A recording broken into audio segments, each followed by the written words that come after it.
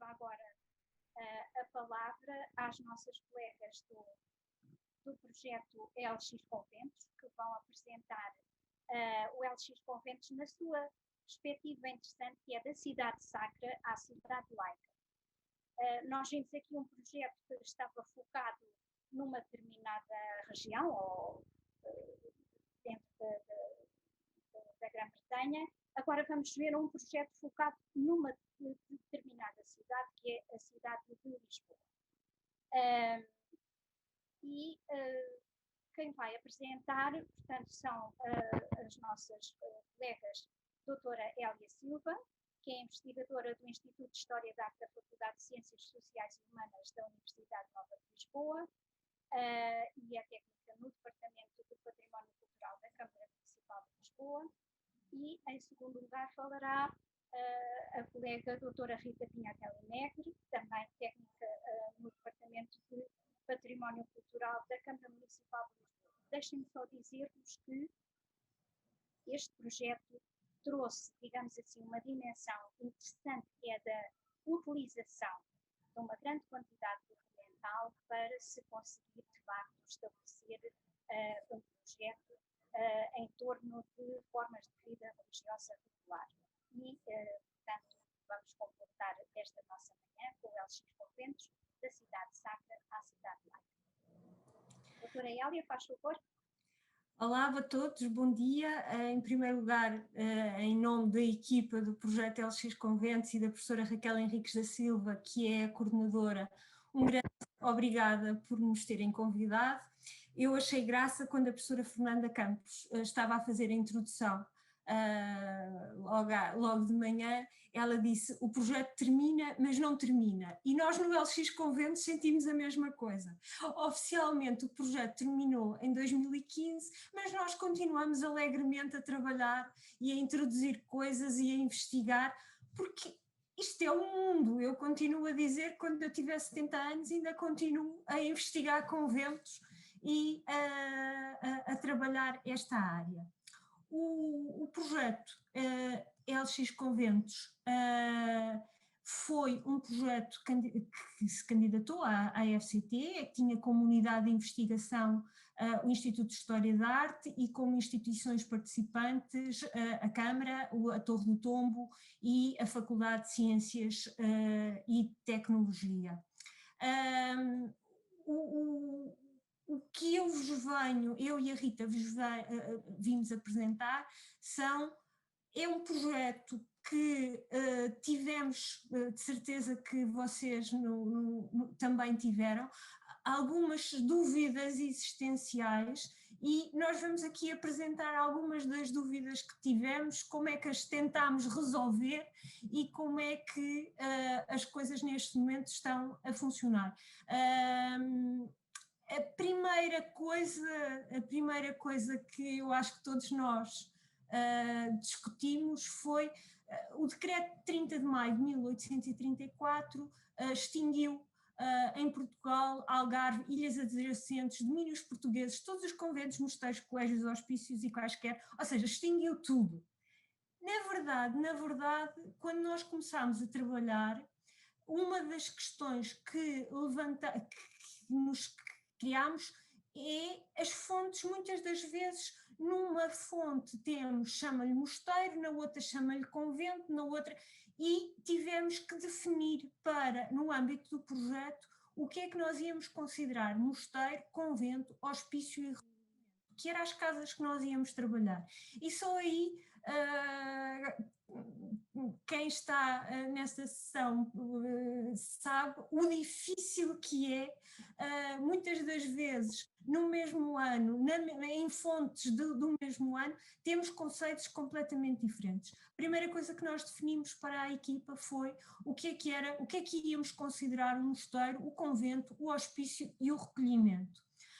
O hospício continua a ser a definição que eu gosto mais. Fomos buscar, porque esta ideia de que se agasalham os hóspedes é verdadeiramente engraçada. Como é que começámos? Começámos com uma definição que foi o que é que nós íamos trabalhar? Íamos trabalhar a cidade de Lisboa e optámos por trabalhar a cidade de Lisboa com os limites atuais, mas tendo em atenção a esta área cinzenta que vocês veem, o que era a área da cidade à época. Utilizámos para 1551 o sumário que brevemente contém algumas coisas assim seculares como eclesiásticas do Cristóvão Rodrigues de Oliveira, onde encontramos marcados 21 conventos. Depois, em 1620, já tínhamos 40 conventos em Lisboa, 24 masculinos, 15 femininos e um misto. Este misto era um convento inglês, o convento das Brígidas, que tinha uma comunidade feminina e uma masculina. Em 1704, 1708, já encontramos 67 conventos, 41 masculinos e 26 femininos. Em 1758, pós-terremoto, vocês vejam a área cinzenta conforme a cidade vai crescendo e como é que as casas religiosas se vão espalhando.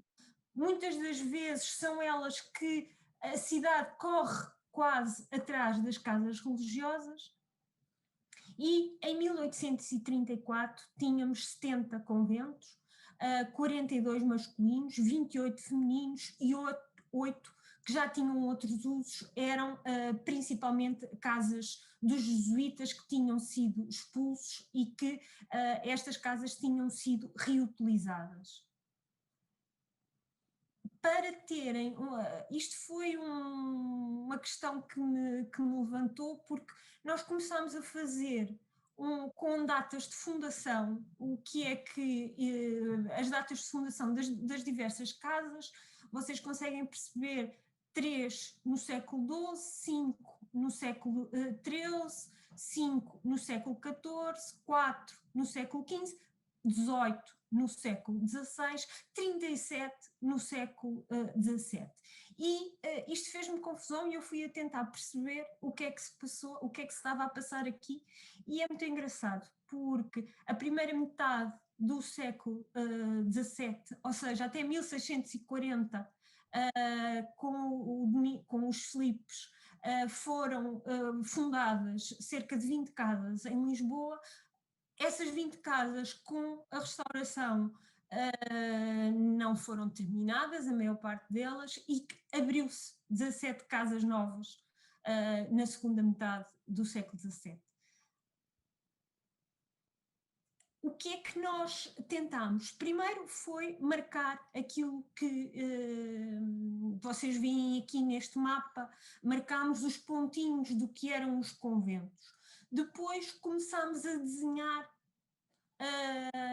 à época, 1834, que áreas é que tinham. E aí detectámos algumas situações muito interessantes que têm a ver com o urbanismo da cidade, que foi 3 tipologias de casas religiosas, que são os sem cerca, que estavam inseridos na malha urbana e que foram predominantemente construídos até ao século XVII. São casas religiosas como esta, por exemplo, que estão aqui a ver, do bairro Alto, do convento de São Pedro de Alcântara, que não tem cerca. Depois temos espaços com cercas de recreio, em que tinham pequenas áreas anexas, jardinadas, que se localizavam predominantemente em áreas de expansão. E depois tínhamos os grandes espaços com cerca de recreio e produção. Isto foi extremamente importante para nós, porque o que nós estávamos a estudar era a importância que a extinção das casas religiosas teve no urbanismo.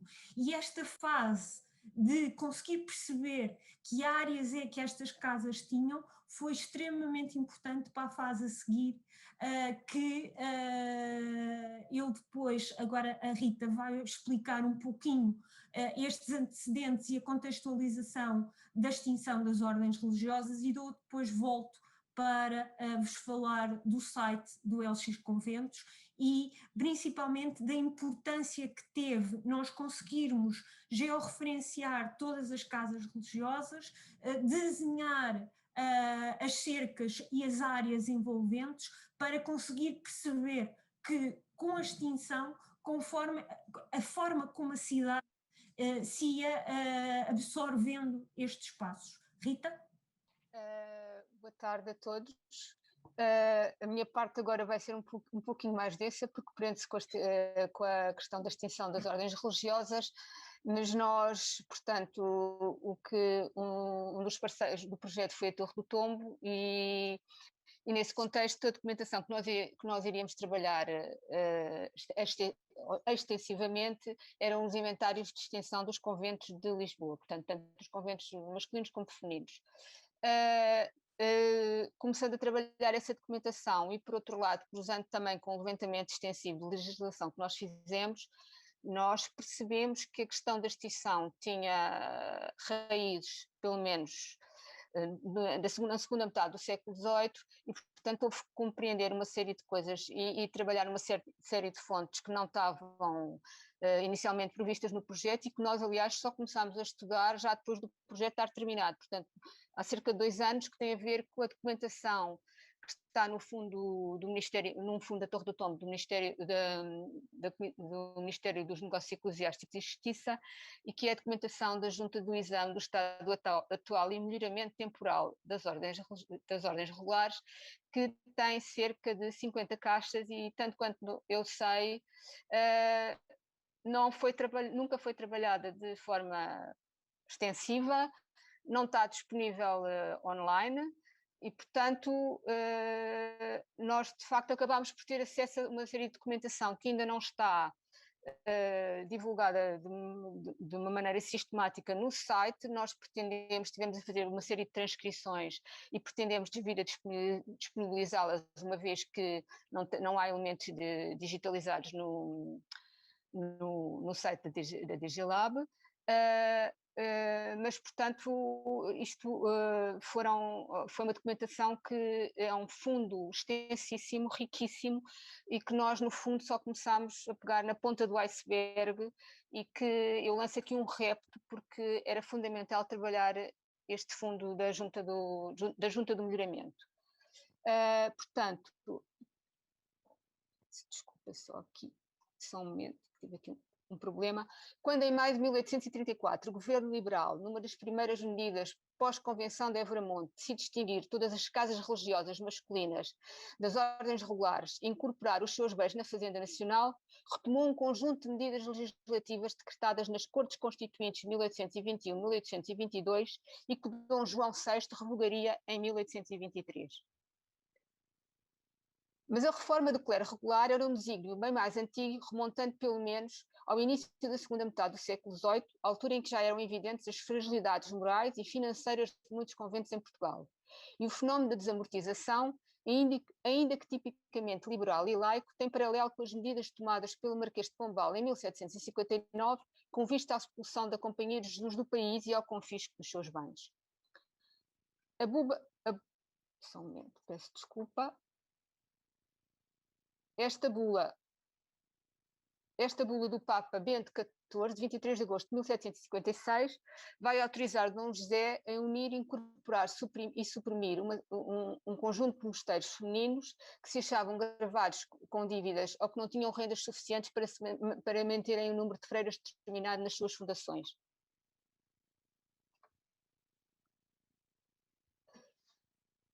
Portanto, estas críticas cada vez mais generalizadas estão na origem da criação, por via do decreto de 21 de novembro de 1789, da Junta do Exame do Estado atual e melhoramento temporal das ordens regulares, incumbida de determinar o verdadeiro estado temporal dos mosteiros e conventos, de que muito depende a observância regular.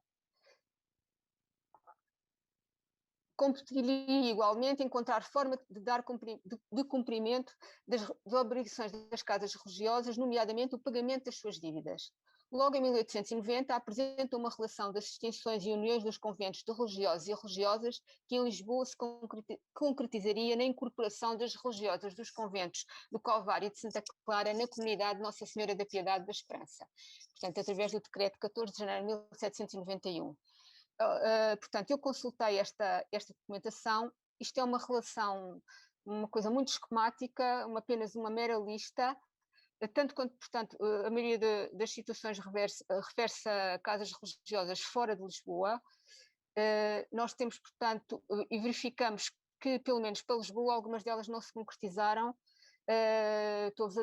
Vou-vos só dar um exemplo que tinha a ver com um convento, portanto, um convento de agostinhos descalços na sobreda da Caparica, que seria suprimido e unido ao convento da Boa Hora da Ajuda, em Lisboa, e que essa incorporação só viria a acontecer em 1819. O que nós verificamos é que, de facto,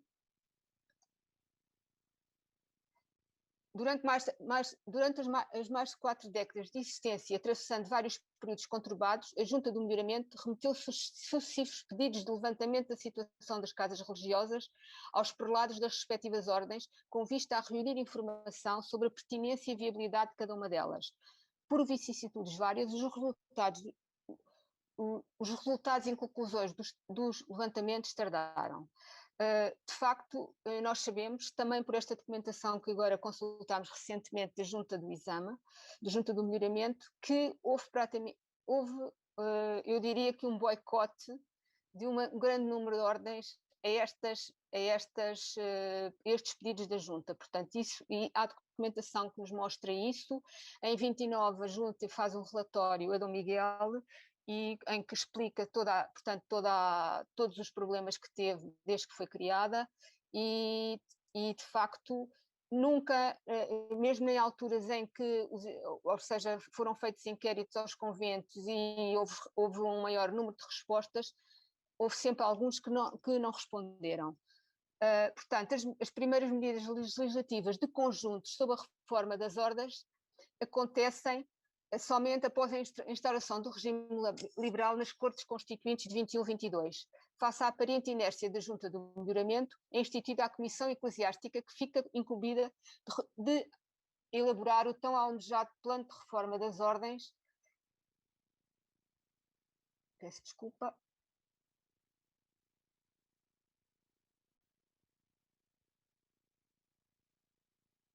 Portanto, o tão almejado plano de reforma das ordens, numa altura em que as Cortes tinham já aprovado a suspensão das admissões de noviços nas ordens militares e a proibição da profissão de noviças, a proposta apresentada pela Comissão é ratificada por Dom João VI, depois sujeita à ampla discussão. Ou seja, aquilo que nós estamos aqui a ver é feito a Comissão Eclesiástica faz um inquérito aos prelados das ordens, com uma série de quesitos, como aqui na lei que saiu, a ideia era que não houvesse mais de um convento da mesma ordem na mesma localidade. Portanto, os processos estão agregados por cidades, por vilas. Aqui temos um exemplo do caso de Lisboa, em que havia 2 conventos da Ordem da Santíssima Trindade e que, portanto, face à necessidade de só manter, a obrigatoriedade de só manter a Comissão propõe que seja mantida a Casa-Mãe da Ordem, que é o convento da Santíssima Trindade, em detrimento do convento de Nossa Senhora do Livramento. Portanto, a Carta de Lei de 24 de outubro de 1822, querendo pôr uma previdência reforma das corporações regulares em ambos os séculos, reduz substancialmente o universo de conventos do país, definindo o número a que cada ordem ficaria reduzida. Apesar de adiar a escolha dos cenobos a subsistir, com exceção das extinções dos conventos da Divina Providência de São João e Pomoceno, que não se viria a efetivar, eles só são extintos no âmbito do decreto de 1834, desde logo se afirma que se preferirá, em iguais circunstâncias, os das aldeias e campos aos das cidades e vilas. Ou seja, portanto, esta proposta este decreto esta Carta de Lei de 1820, esta Carta de Lei de 1800, desculpa, anda um slide para trás, Elia, outro. esta Carta de Lei de 24 de outubro de 1822 não vai ter concretização, uma vez que pouco tempo depois Dom João VI revoga esta lei. Portanto, fica tudo sem efeito e praticamente até 1829 nada vai acontecer. Nessa altura, Dom Miguel podes passar, desculpa. Dom Miguel vai lançar um ultimato à Junta do Melhoramento para que apresentasse no prazo de 6 meses o plano de regulamento das ordens regulares. A Junta irá apresentar esse plano, mas a instituição acabará por ser extinta. Portanto, nós também tivemos a consultar esta documentação. É aqui que elas, de facto, a Junta faz um relatório extensíssimo dos problemas que teve ao longo dos tempos. Temos documentação que nos mostra, de facto, nomeadamente com os monges de São Bernardo, que houve uma quesília intensa com a Junta. Esta proposta aqui que é apresentada, podes passar para a frente, desculpa, Hélia. Nesta proposta, portanto, estes são os quesitos que eram feitos aos prelados das ordens. Aqui a preocupação principal tinha a ver com as dívidas ativas e passivas dos conventos.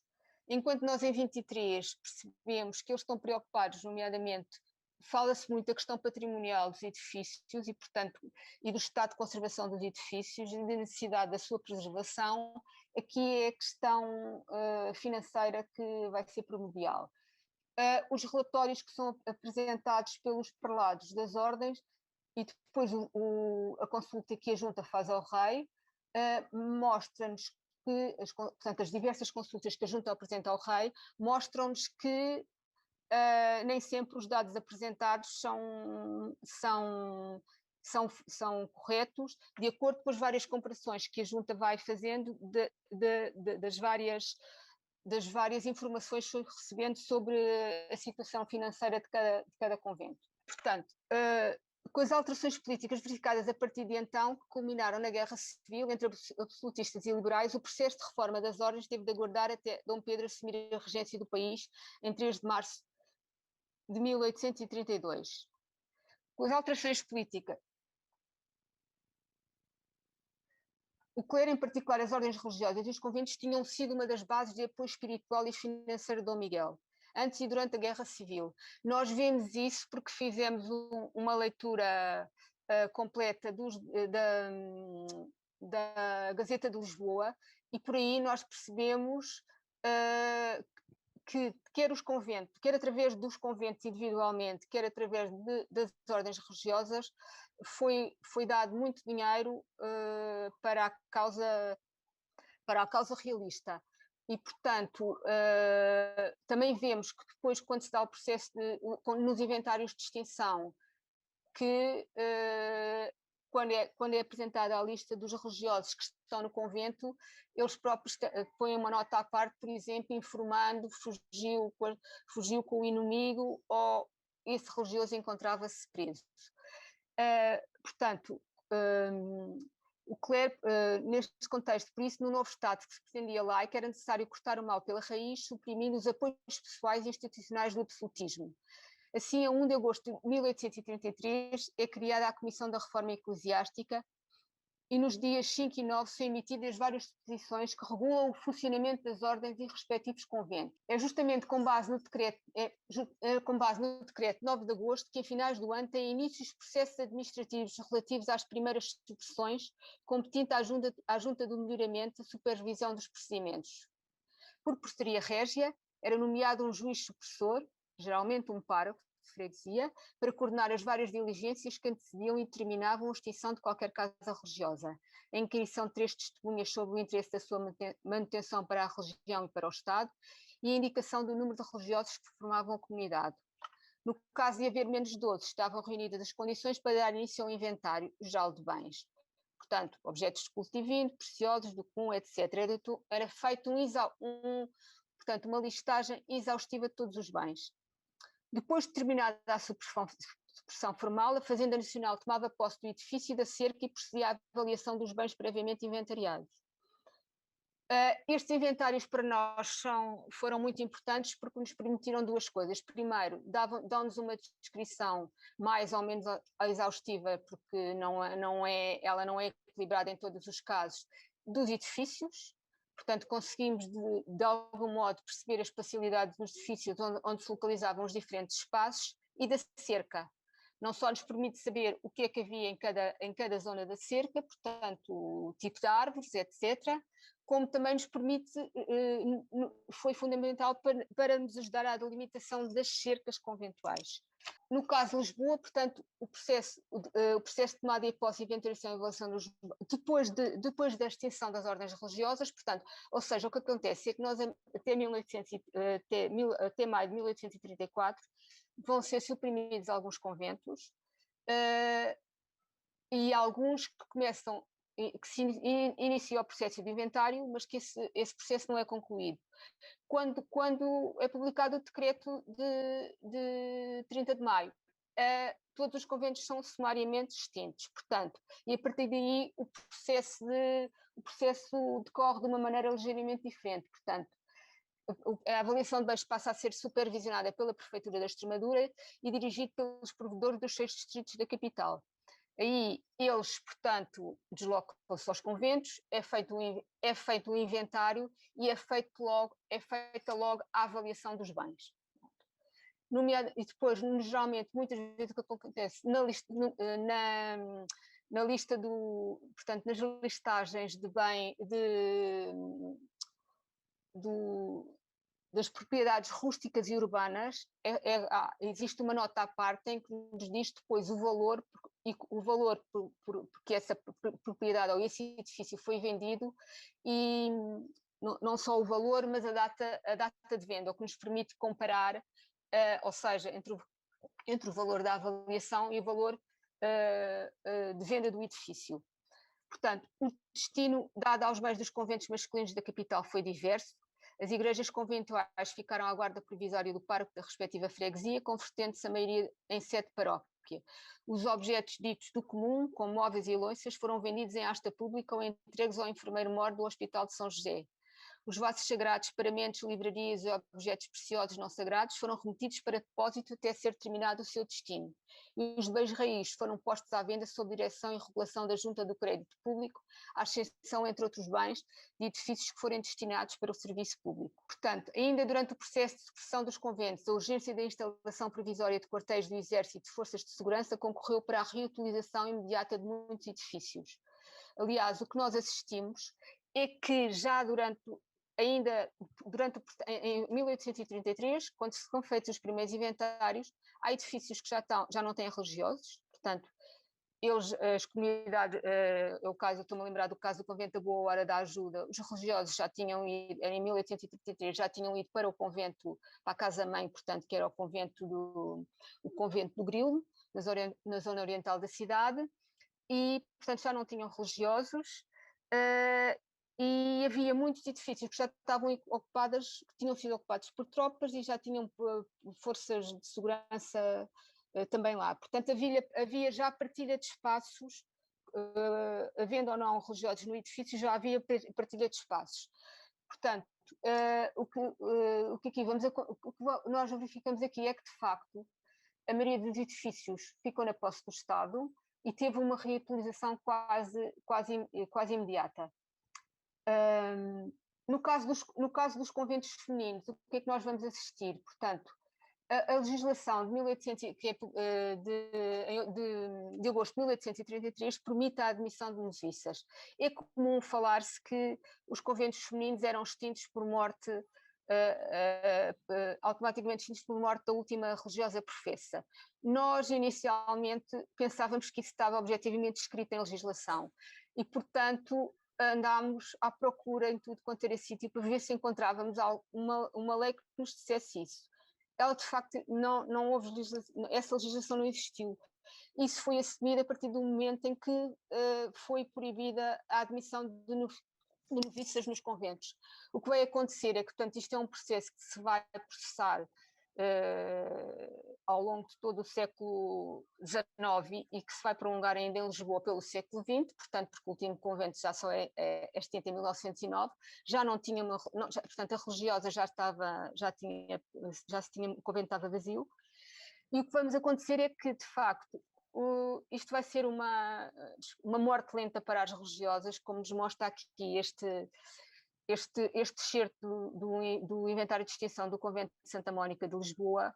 De facto, elas viveram em situações muito penosas, apesar de, em 1859, ter havido legislação, em 1861, ter havido legislação no sentido de evitar isto e ter até sido feito um inventário de bens, um primeiro inventário de bens de todos os conventos, para perceber exatamente as necessidades das religiosas, e isso não se efetivou, portanto, digamos que foi um período penoso até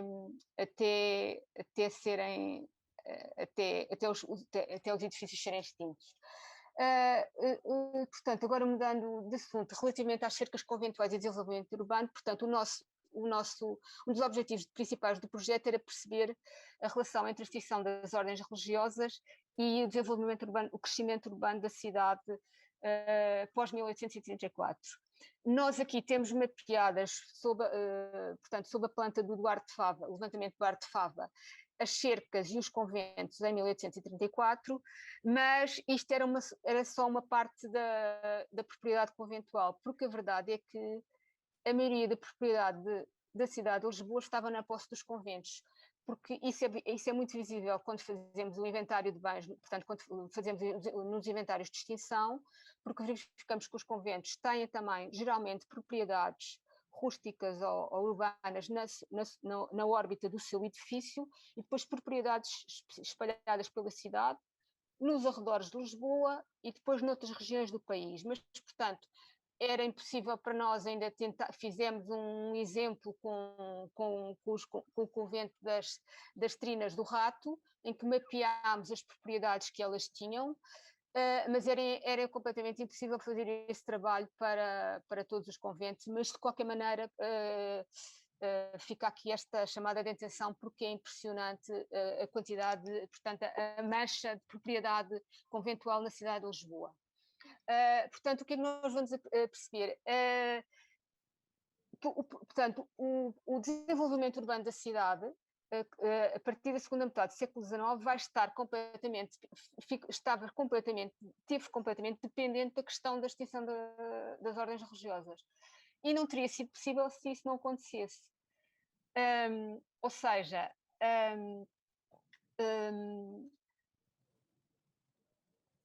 tanto os planos definidos ainda antes da entrada do engenheiro Rossano Garcia para a Câmara Municipal de Lisboa, tanto depois de ele entrar para a Câmara, esses planos só seriam possíveis com a extinção,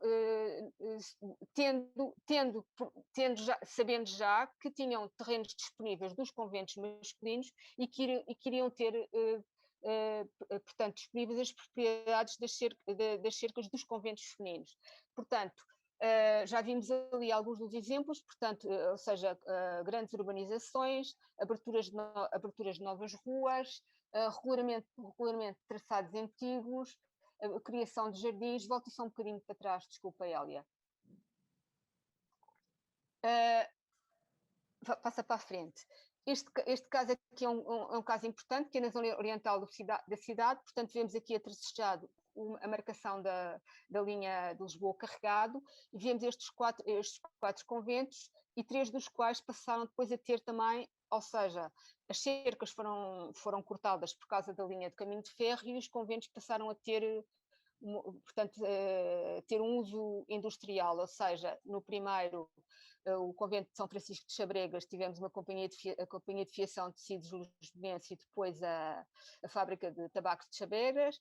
No convento das Grilas, que foi demolido para instalação da manutenção militar, e no convento de São João Evangelista de Chabregas tivemos a moagem João de Brito, que hoje é a fábrica da Nacional.